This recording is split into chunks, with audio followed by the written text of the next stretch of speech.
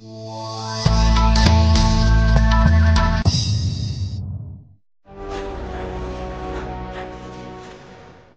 తమ్ముడు అలా అంటున్నావు? పింకీ మెడలో నేను తాలి కట్టినట్టే రూప మెడలో రాజు తాలి కట్టాడు. రాజు అల్లుడైనప్పుడు నేనెందుకు అల్లుడు కాకూడదు?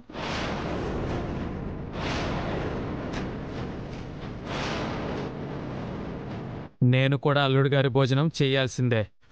ఆంటీ, నా కోసం తెచ్చిన అరిటాకులో నేను తినాల్సిన భోజనం వేరేవాడు తింటుంటే నాకు ఏదోలా ఉంది.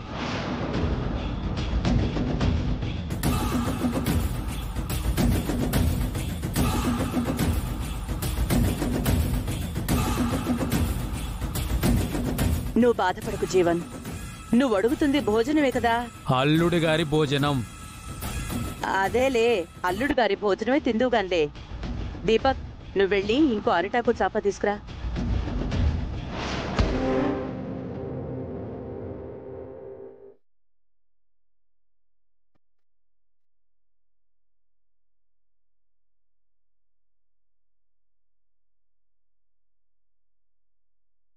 పింకీ, నువ్వు మీ ఆయన పొడ్డించు రా.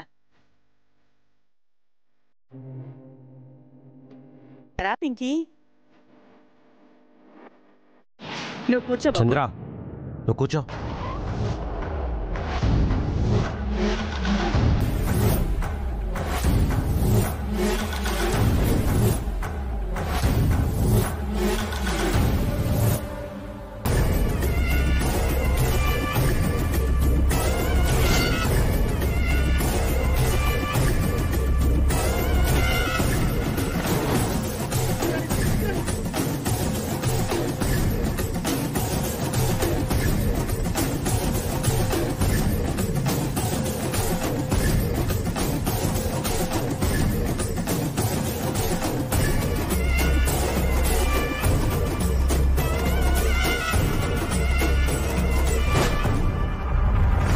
కొత్తగా పెళ్లైన జంటల మధ్య ప్రేమ అనురాగాలు పెరగాలి అంటే ఒకరికొకరు తినిపించుకోవాలి.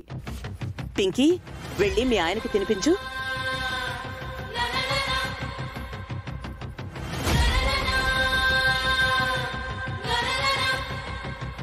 అక్క, తనకి లేనిపోనివి నేర్పించాలని చూడకు. తల్లిదండ్రులకు కూడా చెప్పకుండా తను ప్రేమించిన వాణ్ణి పెళ్లి చేసుకుని నేరుగా ఇంటికే తీసుకొచ్చిన పింకీ ఏ రకంగా నీకు చిన్నపిల్లలా కనిపిస్తోంది తమ్ముడు?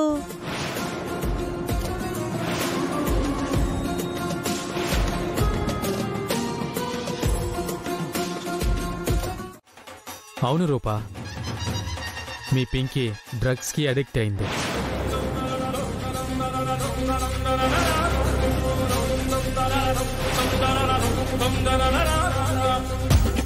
ఆ డ్రగ్ పేరు జీవన్.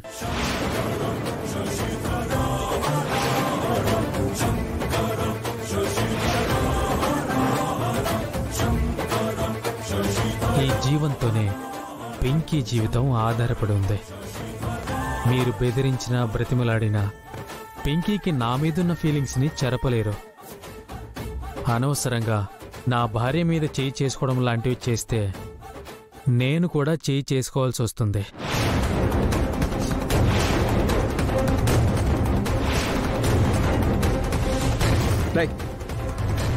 పింకీనేదో మాయ చేశావు. నీ కర్మగాలి పింకీ నోరు తెరిచి నిజం చెప్పిందనుకో, నీ పెద్ద కర్మ ఖాయం.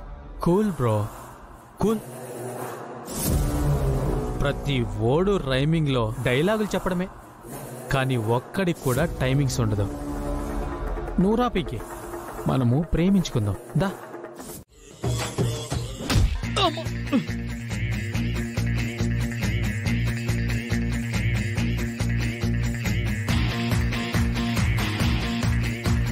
ఈ కుర్రేంటి నాకు దీనికేవో పాత పగలున్నట్టు ఇలా గుద్దింది?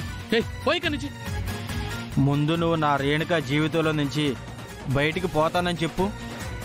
అంటే నువ్వు? అవును, నేనే నీ షడ్గుణ్ణి. నువ్వు తాళి కట్టిన రేణుకాకి ముందు తాళి కట్టినోడిని.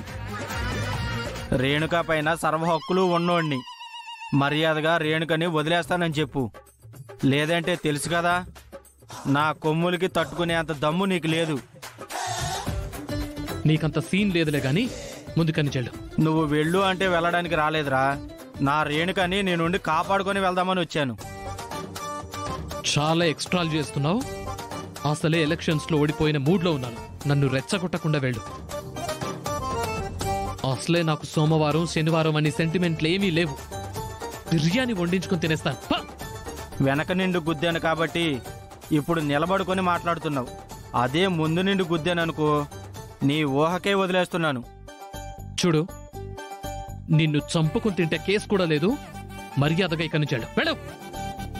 నిన్ను గుద్ది చంపినా కూడా కేసు లేదు. గుద్దమంటావా? ఏం అవసరం లేదు. అయినా ఒక అమ్మాయి కోసం మనిద్దరం కొట్టుకోవడం ఏంటి గొర్రెల్లాగా? ఇద్దరం మాట్లాడుకొని ఒక నిర్ణయానికి వద్దాం. ఏంటా నిర్ణయం? రేణుక ముందు నా పెళ్ళం కాబట్టి నువ్వు వదిలేయాలి. ఎందుకు వదిలేయాలి? ఒరే పిచ్చోడా, నీకు రేణుకకి ఏమైనా జోడినారా?